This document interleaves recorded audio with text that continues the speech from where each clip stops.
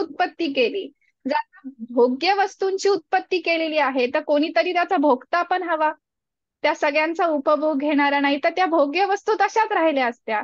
मग त्याने मग त्या आपण दुसरा भाग तो जो दुसरा भाग आहे त्यांनी हं, अशी इच्छा केली की आता मी मग मनुष्य रूपी शरीर किंवा एक शरीराचा आकार धारण करतो. हा फक्त आपला आकार आहे, बाकी काही नाहीये, हे सगळं बाह्य आहे, बाह्य. म्हणजे हा फक्त त्याने एक आकार धारण केलेला आहे, त्याचंच स्वरूप आहे, त्याने वेगळं नाही काढलं आपल्याला. हेच तर आपल्याला ज्ञान करून घ्यायचंय, हीच तर एकरूपता साधायची आहे. ओके ठीक आहे. मग त्यांनी हे भोगण्यासाठी, शरीर भोगण्यासाठी दिलंय. मग आपण हे सगळं भोगतो त्यावेळेस ते आपल्याला सांगितलं जातं की अरे हे भोग नुसते भोगण्यातच तुम्ही घालवता, मग ह्या पण गोष्टी येतात ना. मग हे विरोधाभास नाहीये का हा?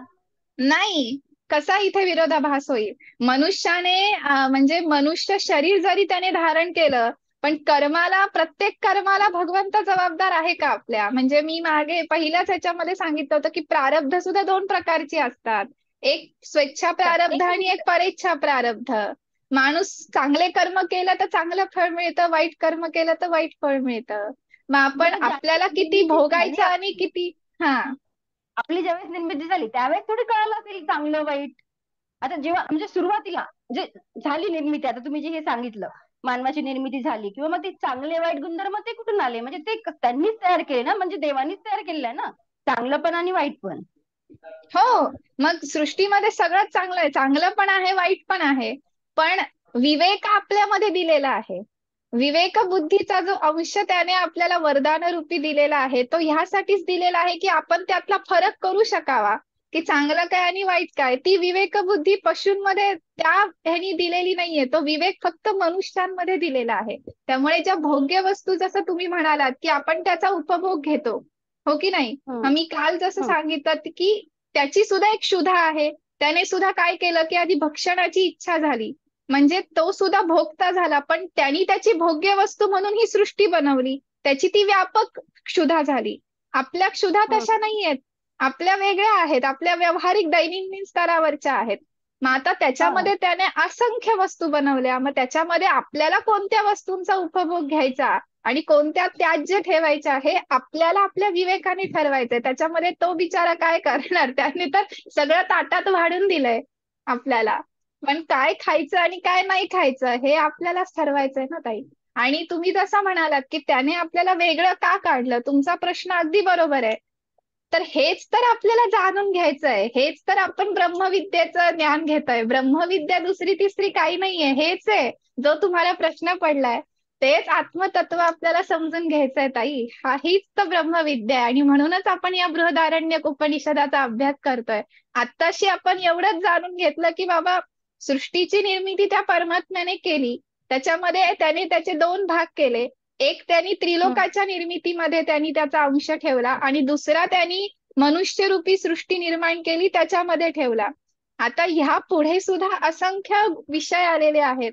कदाचित त्या विषयांमधून सुद्धा तुम्हाला तुमच्या प्रश्नांची उत्तरं मिळतील अशी मी आशा करते. पण सध्या मी एवढंच सांगू शकते तुम्हाला. थँक्यू थँक्यू ताई. धन्यवाद. हरिओम. बऱ्यापैकी आहे, डोक्यात हो. आलंय. धन्यवाद. हा, हरिओम आपण. रणजिता ताई, तुमच्या प्रश्नाचं उत्तर तुम्हाला याच्यामधून मिळालं असेल, तुम्ही चॅट बॉक्स मध्ये टाकलं होतं ते. हो हो. हा. बऱ्याच अंशी मिळालं, तरी बरं. थोडं स्पष्टीकरण मिळालं तर हो बरं हो. होईल. आणि हा. त्याच्यासोबत एक प्रश्न आहे सर, अजून विचारू का? हो हो, विचारा ना. हा, आता विचारा जे विचारा. ताई बोलल्या ना, स्पष्टीकरण देत होत्या, तेव्हा मला म्हणजे बऱ्याच दिवसांचा हा प्रश्न होता की चांगलं आणि वाईट ही निर्मिती भगवंताची आहे की मनुष्याची आहे? कारण ती गोष्ट चांगली आहे वाईट आहे हे आपली बुद्धी ठरवते ना, भगवंत थोडी ठरवतो. ह्याच्याबद्दल थोडस स्पष्टीकरण पाहिजे. बर, ह्याच्यामध्ये मी एक असा तर्क सांगू इच्छिते की जसं आपण पुराणांपासून कथा ऐकतो, रामायणाच्या कथा ऐकतो, महाभारताचा कथा ऐकतो, तर रामायणाच्या कथांमध्ये सुद्धा आपण ऐकतो, मग जसे देव होते मग तसे असुरही होते. मग फक्त देवच का नव्हते, असुर का बरं होते? मग म्हणजे आपण जर देवतांना आपण असं घेतलं की बाबा ही एक चांगली शक्ती आहे, सकारात्मक शक्ती आहे, आणि असुरांना जर आपण नकारात्मक शक्तीने घेतलं, तर मग जेव्हा त्या परमात्म्याने सृष्टीची उत्पत्ती केली, जसं आपण इतिहास पाहिला की ज्या दिती आणि अदिती यांच्यापासून देव आणि असुर हे दोन्ही सृष्टीमध्ये आले. मग त्यांच्यामध्ये सुद्धा त्यांचा अंश असणारच ना, असं नाही. म्हणजे सृष्टीच्या निर्मितीमध्ये देवताही आल्या, पण मग देवतांबरोबर असुरही आले. म्हणजे असं नाही की फक्त देवताच आल्या.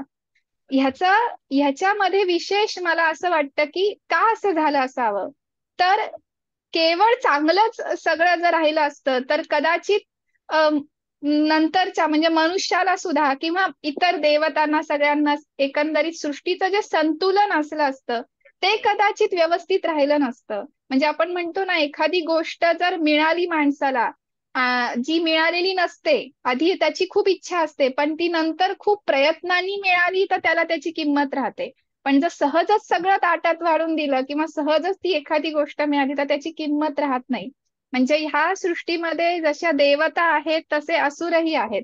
सकारात्मक शक्ती जशी आहे तशी नकारात्मकही आहे. तर मला असं वाटतं की सृष्टीमध्ये संतुलन राहावं म्हणून हम्म हे हम्म असं असावं असं मला वाटतं. पण पुढे आता जसा जसा आपला अभ्यास जाईल, कारण पुढच्या ब्राह्मणामध्येच आपल्याला देव आणि असुर यांचा कलह पाहायचा आहे.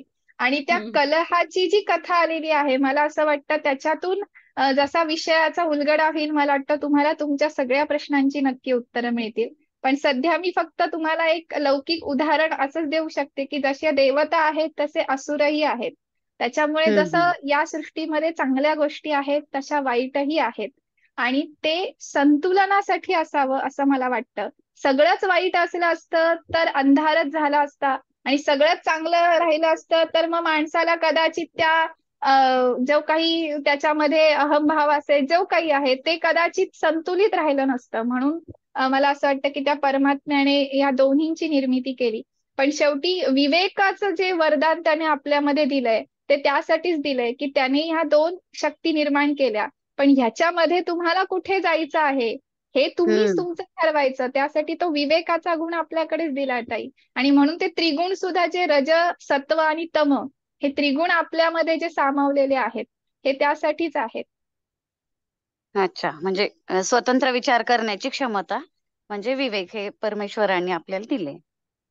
हा, आणि बरोबर. फक्त स्वतंत्र विचार नाही, योग्य विचार.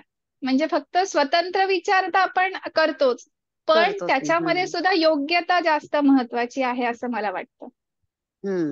म्हणजे जे दानव आहेत ते पण परमेश्वराचाच अंश आहे असं म्हणायला काही हरकत नाही, किंवा जी नकारात्मकता आहे, कारण हा निर्मिती त्याचीच आहे हा ना ती. हा.